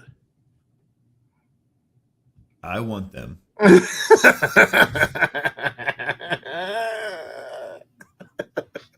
I did just hit on the Jordan 1 Chicago. You don't really want them that bad. Just help a brother out. Like, let's be my first pair of Jordans. It's been fun. I'll say that. There are plenty of promos out there. If you are not betting, that even if you're not good at this, you can make money. Or just take the $25 bets they give you and place them on no brainers where you're making like $7 for a minus 4,000 bet and take your $25. Like, yeah. There's ways to do it. Next topic. What happened to the buzzer? I'm sorry. I switched over to putting the sign up. It's gotten late. There we go. These are all. We'll skip the Jim Huber one. We'll wait and see if Chad comes back at the end. Go ahead, Ed. What do you got on the WWE here? All right. So, like Chad said, Vince McMahon announced his comeback over the weekend that he was coming back to the WWE. Today, Stephanie McMahon stepped down, and as we have been talking, it is now being when Vince McMahon was reported coming back, it was because they say he was trying to shop the WWE. He wanted to sell it. So here's what he's doing, Ed. This is important in the whole process. Okay. He is selling everything, including the shares, and taking WWE back private. Yep. And selling it to the Saudis as a private company. So there's no more WWE stock. There's no more like investors. It is strictly owned and controlled by the Saudis, with whatever level of involvement Vince McMahon has. So we don't have a sell price yet, but it is going to change the landscape of wrestling big time. Forever. I mean, I thought WWE is like in some of the best space that it's been in. I mean, I know like in a long time. Like I thought they were really When like Triple H took over, yeah. yeah, Like that when he things are took over starting to, like, creative. really, things are starting to trend back the way that it was when we were. Well, yeah, because Triple H was doing the stuff that Vince McMahon didn't want him doing. So, but the stuff that made it fun when we were all watching when we were kids. He brought back DX, although it was a little lackluster. But yeah. That's because they're all. This will be interesting to see. They're all in their 50s and 60s. This will be interesting to see how it all goes. Can't wait. Pat McAfee broadcast. Did you guys watch the Pat McAfee broadcast last night on No. ESPN2? No. I didn't watch the game. I was busy working here. That's fair. On this network. The Pat McAfee broadcast of this game, I heard that it was good. It was flipping hilarious. He had Tebow on. He had a couple other guys on, but like just the correspondence, it was hilarious. If you go on TikTok and just search like Pat McAfee college football playoff, you'll find some videos and you will laugh for hours. And ESPN needs to do this. It needs to be a thing. Pat McAfee does. They have the Manning cast, but we need Pat McAfee cast. I feel like there was a little blowback on what Pat McAfee was doing because some of the things that he was doing were not suitable for cable TV. Because he said that the team was coming towards him. That wasn't at all how he said it. I mean, look, you got Herb Street out here dropping F-bombs and stuff like that. Now, I'm here for it. It's fine. Just saying, he's the FCC is not pleased. They're not pleased with how Pat McAfee has been running things himself. The FCC. Okay. Good. On to the last thing we're going to talk about here. The Burger King commercial, Whopper, Whopper, Whopper, Whopper, is maybe the funniest thing of my entire life. It's the catchiest jingle I've ever seen, and I don't understand why everyone hates it. I don't even know what you're talking about. Except when DeMar goes down and they're hit in the face with this stupid jingle, and that was maybe not the best place for Whopper, Whopper, Junior, Whopper, blah, blah, blah, blah, Whopper, Whopper. I don't have it your way. You're saying that's better than baby back, baby back, baby back, baby back, baby back, baby back, baby back. I want my baby back, baby back. It just baby back ribs. That ad Barbecue sauce. That ad has not been around in a long time. But You said that Baby Whopper thing was the greatest jingle in the history of jingles. I'm just saying it's hilarious and awesome, and I'm here for it because I sing it all the time. Rachel hates it because I sing it all the time. She's like, "What's wrong with you?" But I agree. On to Jim Huber. Jim Huber, Chad, I'm gonna give you the floor because you've been wanting to talk about this all week. We've talked about it a little bit. We have, but I feel like you have more thoughts. The Myjai Sanders thing was weird. That was a weird thing. So one time you get a good block on Myjai Sanders. Like, look, And we're talking about practice, not a game. Not a game. We're talking about practice. Practice? Practice. We're talking about practice. As I've said, what he did was completely unnecessary. In the long run, it screws his kid from opportunities in Cincinnati for the rest of his life because the kid is going to be held to the standard of what his dad said. Just be grateful. Just be grateful that we were unrecruited coming out of high school. He went to Cincinnati because he liked the school. He went to Cincinnati because they were one of the only opportunities he had to play football after high school as a walk-on. The kid, I feel bad for Joe in this because Joe didn't have anything to do with this. Well, and Jim's deactivated his account because a lot of people are going at his throat. And Of course they are. They're rightfully going at his throat. What was gained by taking shots at Cincinnati on the way out the door? Cincinnati never wronged his kid. Cincinnati gave his kid opportunities. He started all year. That allowed him greater recognition, greater brand, built the whole through silence comes violence thing, which was his dad. Joe never really had anything to do with this. We'll get into that in a second, Ed. We'll get into that in a second. This is about a guy. Aaron and I briefly talked about this at the end of the nightcap.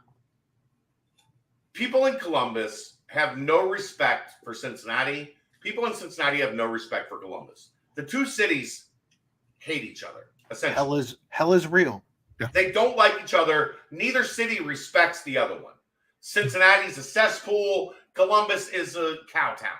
I'm sending Columbus to Michigan. They're not that close. It's going to take a. They're not that far. They're 2.5 hours from Michigan. That's still pretty far. Just redefine the state. I'm just saying. I'm redrawing the lines. Jeffrey, are you just not interested in any of this? Are we boring you? I-70 should be the line. Jeffrey just woke up about an hour and a half ago. I heard. Dave, can you take your hat off and just show us the top of your head for the rest of the show? There you go. When Dave gets bored, that's what Dave does. He takes his hat off, and we see the top of his head as he's on his phone for the rest of the show. Mm-hmm. It's usually when the basketball conversation starts. Right. But Jeff is apparently in Dave's range of basketball conversation that he just doesn't want to talk about this. I just want to know why. I want to know what was accomplished by doing that on your way out the door. Just say, we really think we found something at Wisconsin. Wisconsin has typically been one of the top 3 offensive line-driven programs in the history of the sport. You can also shower compliments on Wisconsin without shitting on Clifton. That's my point. Why? Why did you have to bring up Cincinnati at all? Why did you have to say Luke Fickell got Cincinnati to the freaking playoffs? Because the reporter asked him questions and he felt it was his time to shine. Yeah, yeah. That was his 15 seconds of fame. And now he's infamous. His 15 seconds of fame turned to infamy. Who was it? He will always be persona non grata in Cincinnati now. Chad, who was it on Monday that called it dumbassery? Was it me? Was it? No, I think Royer said dumbassery will prevail at these times when people who are not accustomed to being in a mic standpoint, not media trained. There it is. It's also why we don't put parents on the air. We did it with Greg. And he was really good.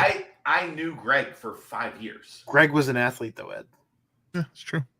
I broke bread with Greg. I was at tailgates with Greg. I knew Greg as a person far more than I knew him as a player's parent, right? So that changes the dynamic. I will also say, on air, Greg is nowhere near as fun as tailgate Greg. That's correct. Greg's wife, Alec Pierce's mom, also fought cancer. And when Kelly was dealing with some of the worst stuff that she had been through, Alec's mom was also a confidant and somebody that helped us through this process. So I never knew our connection with the Pierce family wasn't just Greg. This is Greg Pierce, Alec Pierce's dad, right? Our connection with that family was Greg Pierce and I would have conversations on a random Thursday at 1:00 in the afternoon. I wanted you to say morning. He has to work early. The only person who does that with Chad at 1:00 in the morning is you, drunk. Not always. It's been a long time since those. It's been a long time since them days. God, I got a baby these days. But like Greg and I were friends on a deeper level than like this is Alec's dad, is what I'm saying. Like I knew the mom, I knew Greg, I knew Alec, I knew the younger son from his AAU basketball stuff. I knew the older son because he's got a connection to Wes playing for North Carolina. Like I knew that family different than I know 99% of the families. We would never have given airtime to Greg if it was just like, here's Alec Pierce's dad, Greg, right? I guess the broader point, though, without bragging anymore on Greg Pierce being an awesome human, is why, Jim? Why? Why? It didn't have what good does it serve? Just didn't have shit to on Cincinnati on your way out the door. Well, Aaron, let me ask you this. Do you think it's because the message coming from Madison has been shitting on Cincinnati? I think it's a fair question to ask. I think that's probably 1,000% true. And I think the biggest issue that I have with any of the recruiting of Cincinnati players, I don't know. I at this point, I don't recall what's public and what's private information. And I'm going to go public with it right now. Be careful. That's fine. But from my understanding, Luke Fickell made it very clear he was not going to be recruiting Cincinnati players when he went to Madison, Wisconsin. That was something that was put out there, yes. I don't believe that to be true. And for somebody who has touted the flag of loyalty his entire career, I believe there was a belief that, and this is where it gets muddy, Aaron, and this is where they'll absolve themselves, that they weren't going to entice any Cincinnati players into the portal. Bullshit. But that if Cincinnati players were in the portal, then they were fair game. Bullshit. I agree. Bullshit. You think Quincy Burrows like stuck with Cincinnati all the way through, 3 weeks after the bowl game and then just randomly decided this might not be for me? I don't buy that. Will Pauling, yeah. Joe Huber. Yeah. Come on, man. Yep. I agree. I think they saw holes, and I think they went to fill them, and the easiest place to fill them and the low-hanging fruit without having to do a whole lot of work to recruit a guy because you've already recruited him before. So you know what you're doing. So you've already recruited his parents. You've already recruited his coaches. I just want to say that for a guy who touts himself on loyalty, I don't feel that you've been loyal to your own word for, again, another instance. The way that some of this has been handled is bullshit. Yeah, well, when you're on campus with guys in your office before you're even leaving, or when you've already announced you're leaving, but you are still here on campus, and you got guys in your office, and you're talking to them, but those guys are off limits. Just seems not the way that loyalty goes. Yeah. Also, University of Cincinnati is surrounded by a lot of hospitals. A lot of times, loyalty just means you're loyal to yourself. But Yeah, yes, Ed. There's a lot of sirens in Cincinnati. Yeah, no shit. You know why? Because some of the best hospitals in the fucking world are right around the University of Cincinnati's campus. I'm at one of them every day right now. One also this week saved a guy on an NFL football field who died on the field. Yeah. Yeah. One, by the way, also saved a basketball player who died on the court somewhere in Cincinnati. My camera's got unplugged somehow. Not on the court. Never mind. It was good to see Prince Toyambi back at Fifth Third Arena on Sunday. He's car away. I think we're gonna end it there. I think we're done here. I think we're done. That was another episode of Pardon the Punctuation. Thank you for all of you 17, 15 people who were here pretty much the majority of the show, and for the rest of you knuckleheads who were here in and out throughout the show. Don't call them knuckleheads. I'm going to call everybody who joins us knuckleheads because we're fucking knuckleheads. But That was another episode of Pardon the Punctuation. We are out of here. For Ed, for Jeff, who needs to go to sleep real bad, for Chad, who has also needs to go to sleep real bad. a lot going on, and we love him. This is Pardon the Punctuation. We'll see you next week. No, Jeff? Okay. Ba-da-ba.